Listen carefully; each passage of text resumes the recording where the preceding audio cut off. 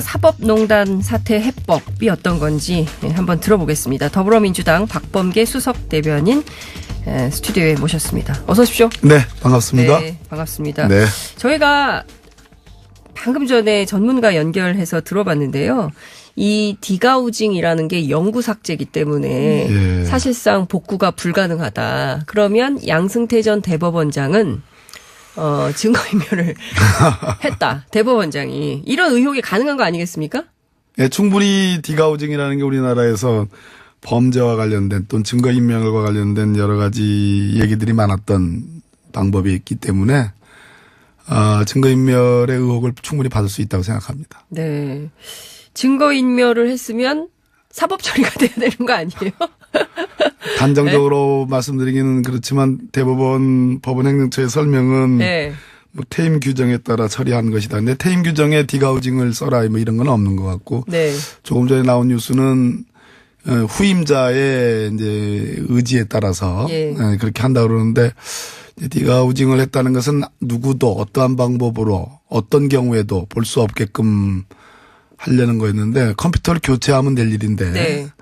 그럼 후임자의 의지에 따라서 했다는 거는 김병수 대법원장이 의지를 가지고 이렇게 했다는 말입니까? 말이 안 되지 않습니까? 그래서 그 후임자라는 것이 누구를 말씀하시는 건지 행정처장 설명은 김명수 대법원장께서 아셨느냐 이 질문에 대해서는 명확한 답을 하지 않았어요.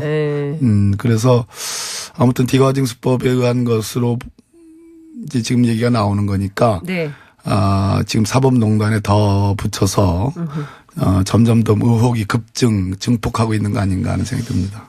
이게 법원안의 문제로 내부에서 논의하고 말 일인가 전직 판사님이기 때문에 제가 좀 여쭤보겠습니다. 네네네. 예, 특히 그 시니어 판사들의 부장 판사님들 직급이 높을수록 법원장님들 이런 분들이 이 사법농단에 대해서 그냥 조용히 넘어가기를 간곡히 원하는 것 같은 분위기에 그럴 일이냐는 거죠. 국민들 입장에서 볼 때 적극적으로 검찰 수사를 받겠다고 나서도 국민들이 이것을 용서할지 말지 할 이 판국에 이것을 마치 그냥 우리끼리 잘 처리할 테니 믿고 맡겨주십시오. 뭐 이런 태도거든요.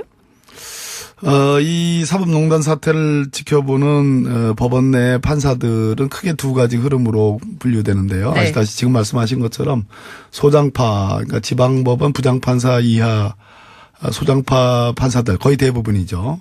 판사들은 아무튼 검찰 수사라는 방법을 통해서도 분명히 진상이 규명되고 사법 처리가 필요하다라는 그런 의견이고 그 이상의 뭐 고위직 법관들은 반대하는 의견인데 이 경우는 진짜 제가 보기에는 박근혜 국정농단에 조응하는 일종의 사법농단이기 때문에 박근혜 국정농단이 결국은 특검으로 가지 않았습니까? 맞습니다. 그래서 특별한 경우고 특별한 일들이 벌어졌고 지금 특별하게 취급돼야 될 필요가 있거든요.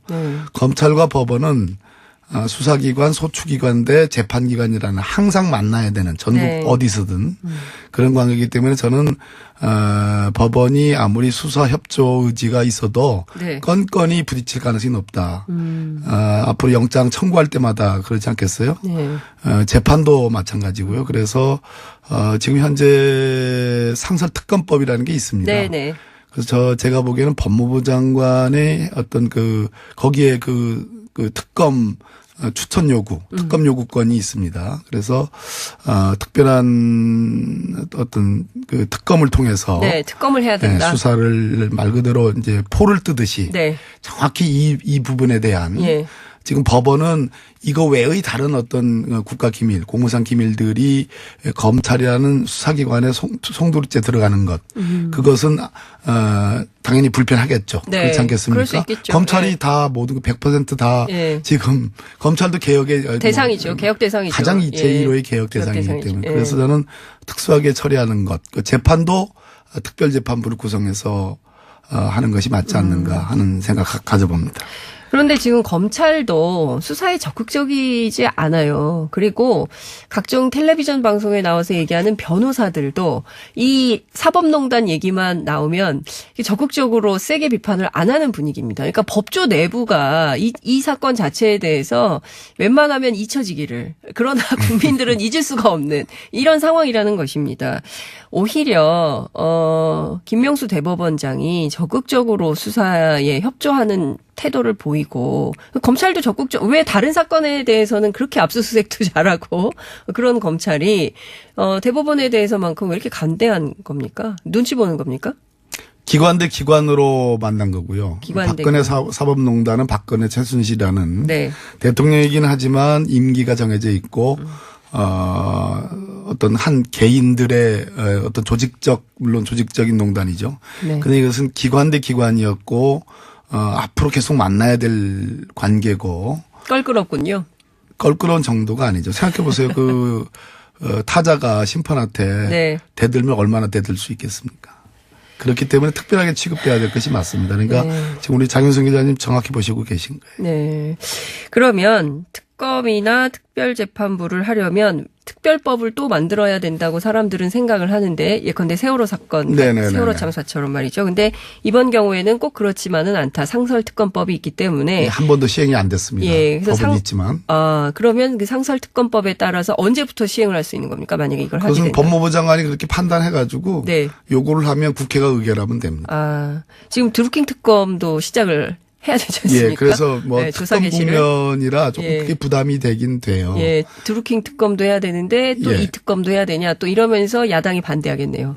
그래서 이제 드루킹 특검이 60일이니까 네. 제가 보기에는 검찰이 초동 수사를 좀 하고 네. 드루킹 특검도 경찰이 초동 수사했고 특검으로 갔잖아요. 네네.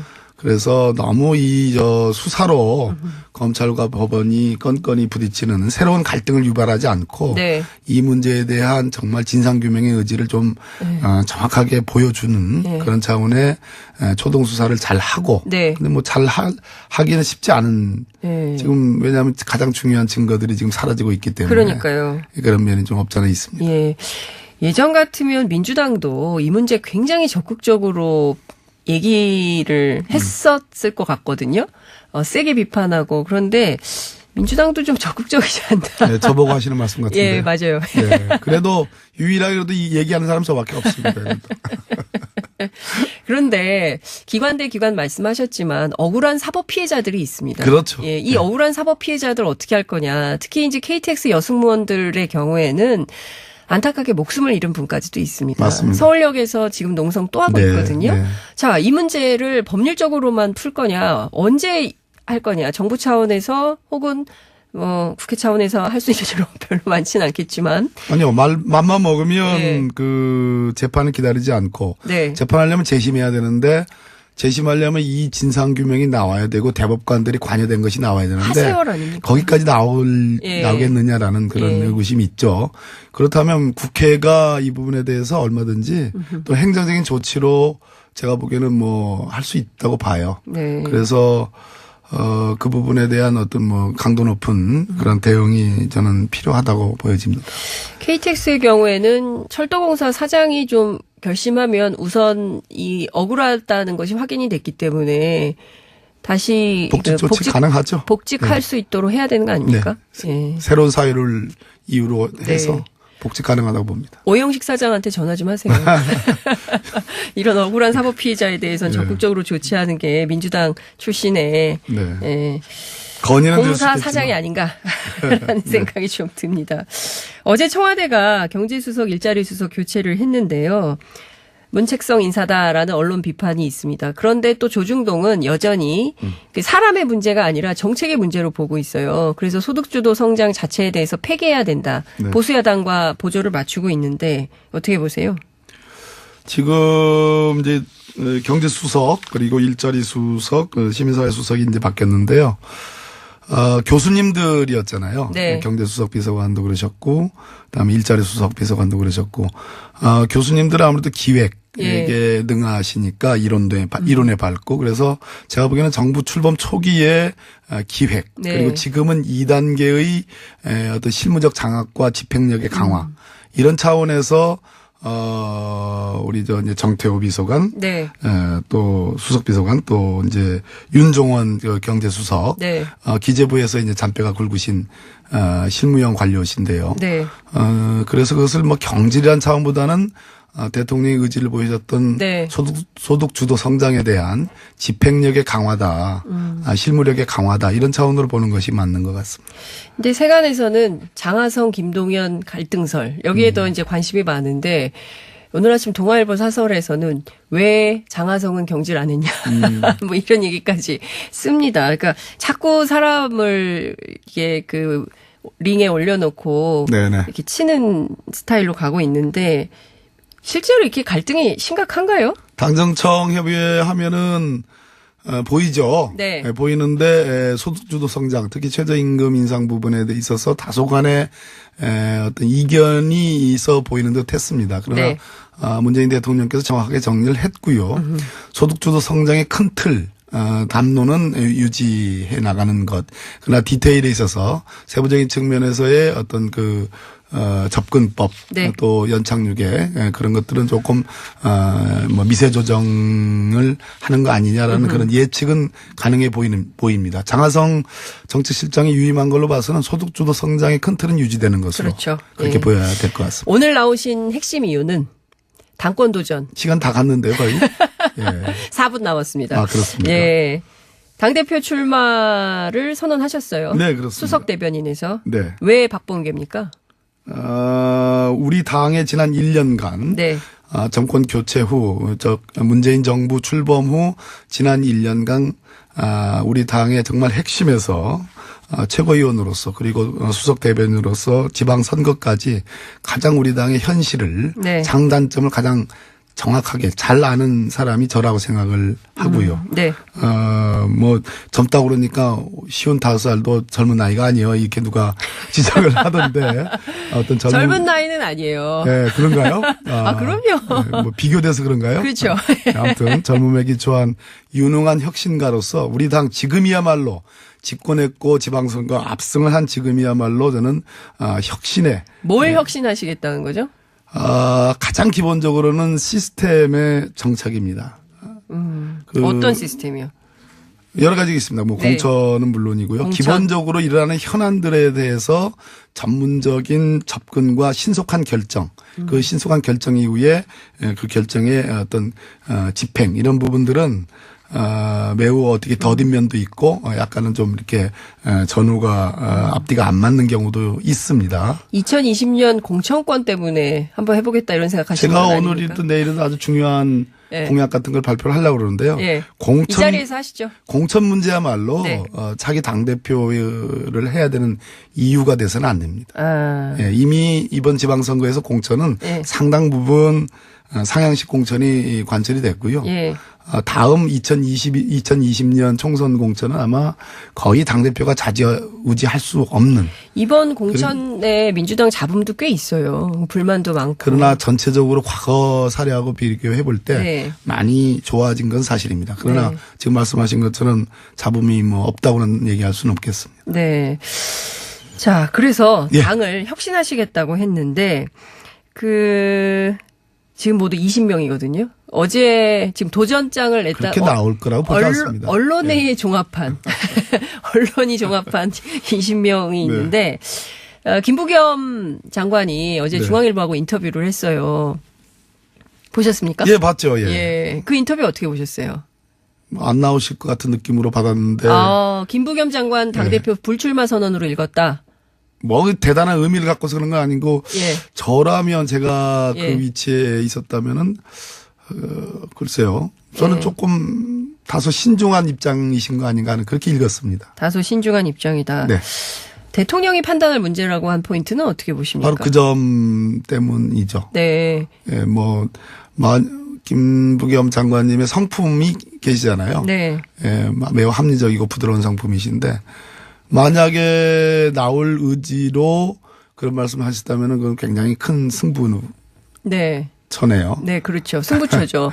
출마를 선언하면 이건 대통령의 뜻이 반영된 거다라고 해석될 여지가 있는 인터뷰였거든요. 그렇군요. 예, 그렇지 않습니까? 저는 그렇게는 안 봤어요. 근데 지금 이른바 이제 친문 진영에서의 뭐 교통정리 뭐 이런 것도 언론에서는 보도를 하더군요. 그래서 네. 전해철 최재성. 의원, 예, 최재성 의원, 네. 또 박범계 의원 그리고 저 또- 빼주세요. 아, 친문 아니세요? 아니 친문은 맞죠. 지금 친문 아닌 분들이 어디 있어요. 친문 비문 가르는 거야말로 예. 공학이고. 그러니까요. 교통정리 그거 과거의 낡은 방식입니다. 아, 당원들이 결정합니다. 당원들이 당원들의 선택권을 결정합니다. 존중하는 게 맞고요. 네. 컷오프 또 본선 이런 게 있는데 당 대표를 뽑는 과정이 단일화지. 당원들의 의사도 안 물어보고. 예. 자, 이해찬 전 총리께서 예. 제가 진행하는 TBS TV 장윤선의 이슈파이터에 예, 예. 처음 출연을 하셨어요. 인터뷰를 네네. 하셔서 당대표 출마 고심 중이다. 네. 말씀하셨거든요. 그건 어떻게 읽으셨습니까? 거긴 어떤 행간의 의미가 있을까요? 이해찬 총리님에 대해서는 제가 언급할 수가 없습니다. 왜 언급을 못 하십니까? 아니, 아시잖아요. 뻔한 관계고. 예. 뻔한 참 관계. 부담스러워요. 이제 제가- 저는 알 수 있지만 우리 국민들은 제가 모르시니까 이번에 설명해 출마 주시죠. 선언을 예. 하면서 가장 마음에 걸렸다고 그럴까? 네. 예, 여러 가지 신중한 고려 요소 중에 제1이 네. 이해찬 총리님의 이제 거취 네. 출마 여부였는데 네. 아직까지도 말씀을 안 하시는 것으로 보고 그래도 이쯤에서는 제가 출마 선언을 해도 크게 총리님께 네. 큰 누가 되지는 않겠다는 판단해서였는데 모르겠습니다. 총리님이 어떤 판단을 하시는지. 전화는 하셨습니까? 뭐 그런 의중은 여쭤보셨어요? 제가 이런 준비하는데 어떻게 생각하십니까? 왜 정치 선배니까 의논은 하실 수 있지 않습니까? 넘어가시죠. 알겠습니다. 시간이 다 돼가지고요. 이제 네. 정리를 좀 해야 될 것 같아서 아쉽지만 한 번 더 나오시죠. 예, 불러주시면 네. 예. 굉장히 겸손해지셨어요. 원래 부드럽고 겸손한 사람입니다. 네. 오늘 말씀 여기까지 듣겠습니다. 예, 감사합니다. 고맙습니다. 네, 네. 지금까지 더불어민주당 박범계 의원과 함께했습니다. 의지를 가지고 이렇게 했다는 말입니까? 이 말이 안 되지 않습니까? 그래서 그 네. 후임자라는 누굴 것이 얘기를 하는- 누구를 말씀하시는 건지 네. 행정처장 설명은 김명수 대법원장께서 아셨느냐 이 질문에 예. 대해서는 명확한 답을 하지 않았어요. 네. 그래서 아무튼 디과징수법에 의한 것으로 이제 지금 얘기가 나오는 거니까 네. 지금 사법농단에 더 붙여서 점점 더 의혹이 증폭하고 있는 거 아닌가 하는 생각이 듭니다. 이게 법원 안의 문제로 내부에서 논의하고 말 일인가 전직 판사님이기 때문에 제가 좀 여쭤보겠습니다. 네네네. 예, 특히 시니어 판사들의 부장 판사님들 직급이 높을수록 법원장님들 이런 분들이 이 사법농단에 대해서 그냥 조용히 넘어가기를 간곡히 원하는 것 같은 분인데 네. 그럴 일이냐는 거죠. 국민들 입장에서 볼 때. 예? 적극적으로 검찰 수사를 받겠다고 나서도 국민들이 이것을 용서할지 말지 할 이 판국에 이것을 마치 그냥 우리끼리 잘 처리할 테니 믿고 맡겨주십시오. 뭐 이런 태도거든요. 이 사법농단 사태를 지켜보는 법원 내 판사들은 크게 두 가지 흐름으로 분류되는데요. 네. 아시다시피 지금 말씀하신 것처럼 소장파, 그러니까 지방법원 부장판사 이하 소장파 판사들 거의 대부분이죠.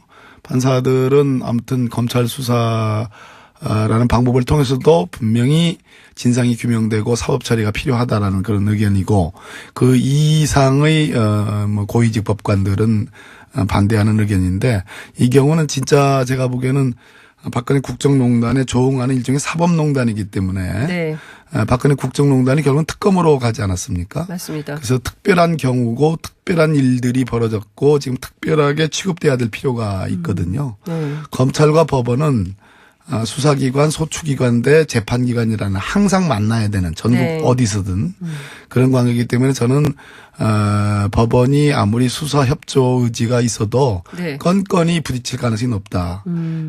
앞으로 영장 청구할 때마다 그렇지 않겠어요? 네. 재판도 마찬가지고요. 그래서 지금 현재 상설특검법이라는 게 있습니다. 네, 네. 그래서 제가 보기에는 법무부 장관의 어떤 거기에 특검 추천 요구, 특검 요구권이 있습니다. 그래서 특별한 어떤 특검을 통해서 네, 특검을 해야 된다. 수사를 말 그대로 이제 포를 뜨듯이 네. 정확히 이 부분에 대한 예. 지금 법원은 이거 외의 다른 어떤 국가 기밀, 공무상 기밀들이 검찰이라는 수사기관에 송두리째 들어가는 것, 그것은 당연히 불편하겠죠. 네. 그렇지 않겠습니까? 그럴 수 있겠죠. 검찰이 네. 다 모든 100% 지금 검찰도 개혁의 대상이죠. 개혁 대상이죠. 가장 제1호의 개혁 대상이기 때문에 그래서 저는 특수하게 처리하는 것, 그 재판도 특별재판부를 구성해서 하는 것이 맞지 않는가 하는 생각 가져봅니다. 그런데 지금 검찰도 수사에 적극적이지 않아요. 그리고 각종 텔레비전 방송에 나와서 얘기하는 변호사들도 이 사법농단 얘기만 나오면 적극적으로 세게 비판을 안 하는 분위기입니다. 그러니까 법조 내부가 이 사건 자체에 대해서 웬만하면 잊혀지기를, 그러나 국민들은 잊을 수가 없는 이런 상황이라는 것입니다. 오히려 김명수 대법원장이 적극적으로 수사에 협조하는 태도를 보이고, 검찰도 왜 다른 사건에 대해서는 그렇게 압수수색도 잘하고 그런 검찰이 대법원에 대해서만큼 왜 이렇게 간대한 겁니까? 눈치 보는 겁니까? 기관 대 기관으로 만난 거고요. 기관 대 박근혜 사법농단은 박근혜 최순실이라는 네. 대통령이긴 하지만 임기가 정해져 있고 어떤 한 개인들의 어떤 물론 조직적인 농단이죠. 네. 근데 이것은 기관 대 기관이었고 앞으로 계속 만나야 될 관계고. 사법농단 사태 해법이 어떤 건지 한번 들어보겠습니다. 더불어민주당 박범계 수석 대변인 스튜디오에 모셨습니다. 어서 오십시오. 네, 반갑습니다. 네, 반갑습니다. 네. 저희가 방금 전에 전문가 연결해서 들어봤는데요. 이 디가우징이라는 게 영구 삭제이기 때문에 예. 사실상 복구가 불가능하다. 그러면 양승태 전 대법원장은 증거인멸을 했다. 대법원장이. 이런 의혹이 가능한 거 아니겠습니까? 네, 충분히 디가우징이라는 게 우리나라에서 범죄와 관련된 또는 증거인멸과 관련된 여러 가지 얘기들이 많았던 방법이 있기 때문에 증거인멸의 의혹을 충분히 받을 수 있다고 생각합니다. 네. 증거인멸을 했으면 사법 처리가 돼야 되는 거 아니에요? 단정적으로 말씀드리기는 그렇지만 대법원 법원행정처의 설명은 네. 뭐 퇴임 규정에 따라 처리하는 것이다. 근데 퇴임 규정에 디가우징을 써라 뭐 이런 건 없는 것 같고 네. 조금 전에 나온 뉴스는 후임자의 이제 의지에 따라서 예. 그렇게 한다 그러는데 디가우징을 했다는 것은 누구도 어떠한 방법으로 어떤 경우에도 볼 수 없게끔 하려는 거였는데 컴퓨터를 교체하면 될 일인데. 네. 그럼 후임자의 의지에 따라서 했다는 거는 김명수 대법원장이 껄끄럽군요. 껄끄러운 정도가 아니죠. 생각해 보세요. 타자가 심판한테 네. 대들면 얼마나 대들 수 있겠습니까? 그렇기 때문에 특별하게 취급돼야 될 것이 맞습니다. 그러니까 네. 지금 우리 장윤성 기자님 정확히 보시고 계신 거예요. 네. 그러면 특검이나 특별재판부를 하려면 특별법을 또 만들어야 된다고 사람들은 생각을 하는데, 예컨대 세월호 사건, 네네네네. 세월호 참사처럼 말이죠. 근데 이번 경우에는 꼭 그렇지만은 않다. 상설특검법이 있기 때문에. 한 번도 시행이 안 됐습니다. 예, 그래서 법은 있지만. 그러면 그 상설특검법에 따라서 언제부터 시행을 할 수 있는 겁니까? 만약에 이걸 하게 그것은 된다. 법무부 장관이 그렇게 판단해가지고 네. 요구를 하면 국회가 의결하면 됩니다. 지금 드루킹 특검도 시작을 해야 되지 않습니까? 예, 그래서 뭐 네, 조사 특검 개시를. 국면이라 조금 예. 그게 부담이 되긴 돼요. 예, 드루킹 특검도 해야 되는데 또 예. 이 특검도 해야 되냐 또 이러면서 야당이 반대하겠네요. 그래서 이제 뭐 드루킹 특검이 60일이니까 네. 제가 보기에는 검찰이 초동 수사를 좀 하고 네. 드루킹 특검도 경찰이 초동 수사했고 특검으로 갔잖아요. 네네. 그래서 너무 수사로 검찰과 법원이 건건이 부딪히는 새로운 갈등을 유발하지 않고 네. 이 문제에 대한 정말 진상규명의 의지를 좀 정확하게 보여주는 네. 그런 차원의 초동 수사를 잘 하고. 네. 근데 뭐 잘 하기는 쉽지 않은 네. 지금 왜냐하면 가장 중요한 증거들이 지금 사라져.